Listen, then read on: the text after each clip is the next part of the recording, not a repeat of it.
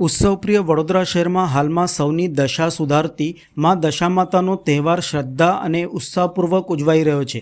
ત્યારે વ્રતના પૂર્ણાહુતિ પ્રસંગે માતાજીની મૂર્તિના વિસર્જન અંગે વડોદરા મહાનગરપાલિકા દ્વારા 6 કૃત્રિમ તળાવો દશામાતાની મૂર્તિના વિસર્જન માટે નિર્માણ કરાઈ રહ્યા છે।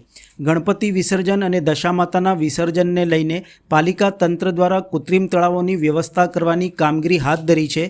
જે સંદર્ભે મ્યુનિસિપલ કમિશનર અરુણ મહેશ બાબુ દ્વારા જણાવ્યું હતું કે હાલ 6 કૃત્રિમ તળાવો દશામાતાના વિસર્જનને લઈને તૈયાર થઈ રહ્યા છે। આગામી દિવસોમાં ગણપતિ વિસર્જનને લઈને પણ આયોજન હાથ ધરાનાર છે।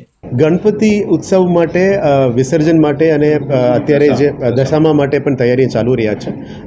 2 દિવસ પછી ફિલ્ડ વિઝિટ કરનાર છે મારે અને માન્ય પોલીસ કમિશનર સાથે પણ ચર્ચા કરી છે, પદાધિકારીઓ સાથે પણ અમે વિઝિટ પણ કરવાના છે। એટલે અત્યારે 6 તળાવ રેડી થઈ રહ્યા છે ફોર દશામા, અને ગણપતિ માટે પણ જે તળાવ એક્ઝિસ્ટિંગ જૂના હતા એને પણ રેનોવેટ કરવાની પ્લાન કરી છે।